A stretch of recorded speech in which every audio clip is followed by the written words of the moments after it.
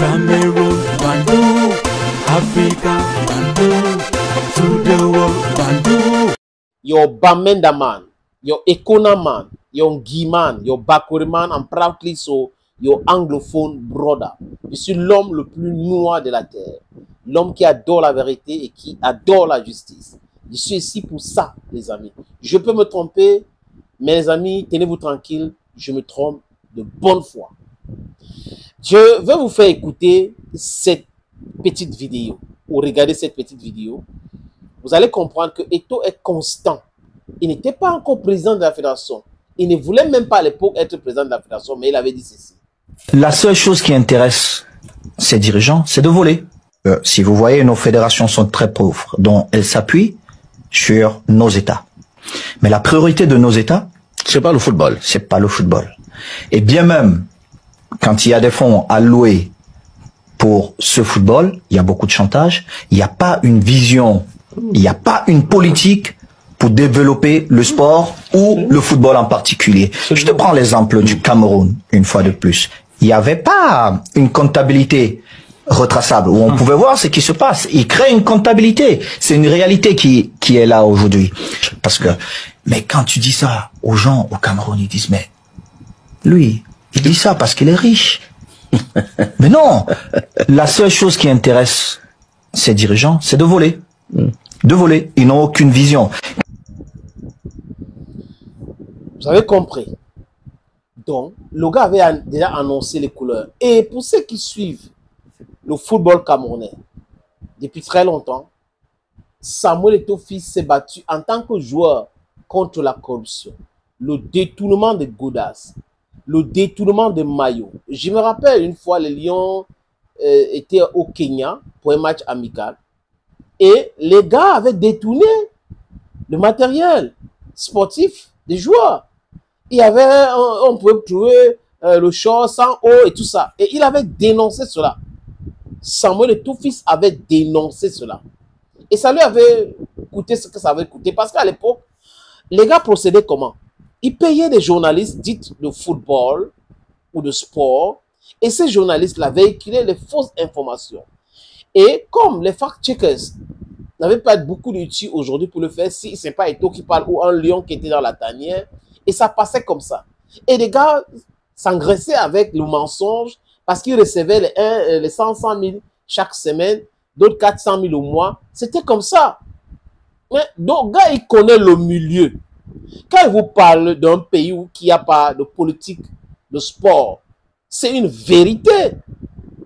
Le ministre de sport est incapable de proposer une politique de sport. Les politiciens au Cameroun ne veulent pas. Parce qu'en fait, le flou artistique qui règne aujourd'hui leur profite. Le manque de comptabilité, parce que là, il parle, désolé les amis, il parle de comptabilité. On va décaisser 3 milliards et c'est fini. On part. Rappelez-vous de 2002 à Sydney, où les gars ont décaissé l'argent et les gars voulaient que les Lions paient. Et comme les Lions étaient en train de gagner, c'était un problème. Laurent Etamemaye a eu des problèmes avec Roger Mila et le ministre Bidumpat. Vous comprenez très bien. On décaisse l'argent. Quand on part, c'est bon. Si c'est 4 milliards, c'est bon, ça finit. Même si on a utilisé seulement 1 milliard, on va se partager le reste. Pas de comptabilité. Voilà le pays dans lequel nous vivons.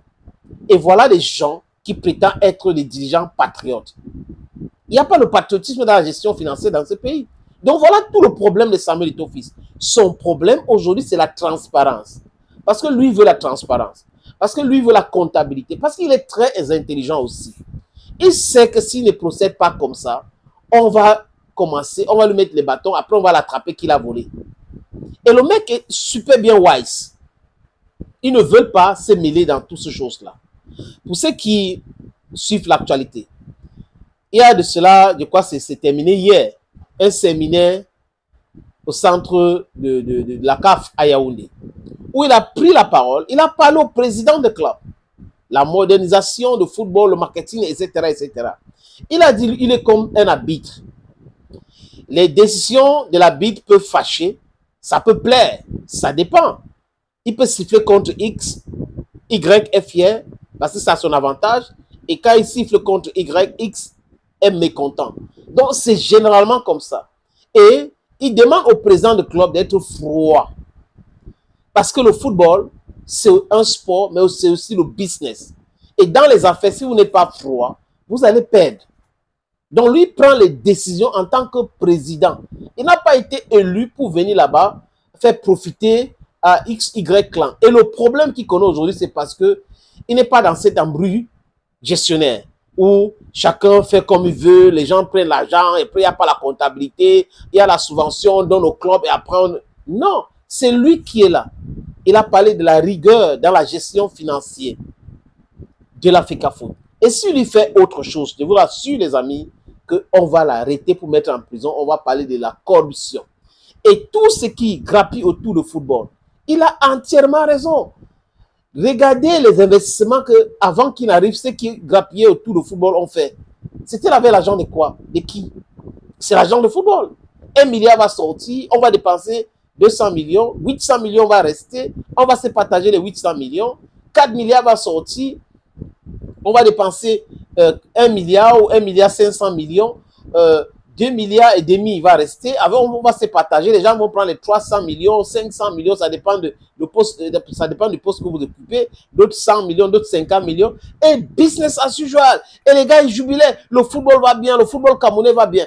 Et en complicité avec des hommes, des médias qui devraient dénoncer tous ces manquements, mais ils ne dénonçaient pas. Il y avait une année quand Iya Mohamed était président de la fédération. Ici au Cameroun, on a donné 3 points à 2 équipes. Donc 2 équipes ont joué, il y a eu un problème.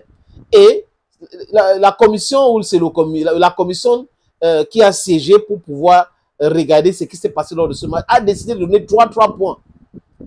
Au lieu de rejouer le match.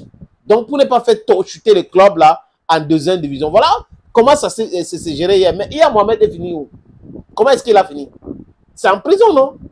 We have to put these things in our head. This guy has been always constant. He said these things years back.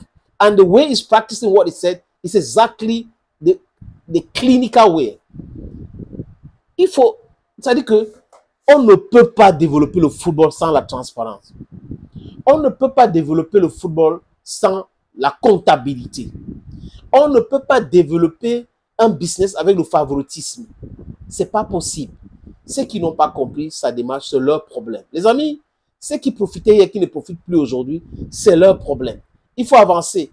Et bon, certains vont regretter quand il va partir, hein, parce que s'il part et que la prochaine personne qui arrive replonge l'Africa Foot dans l'ancien système, ça sera chaotique. Mais si la personne continue là où il a laissé, on va avancer et les footballeurs vont jouir de leur art. Observez bien, les footballeurs sont contents. Certains présidents de clubs, parce que c'est très important, certains présidents de clubs sont mécontents parce que le faux est en train de disparaître. Thank you, friends. Hey, on n'a forget don't. Abi Bamenda man, abi Ekona man, abi Ngiman, abi Bakwere man, et Lela Boamu. Bye bye for now, Anglophone brother and me. Cameroon, Bandung, Africa, Bandung, to the world, Bandung.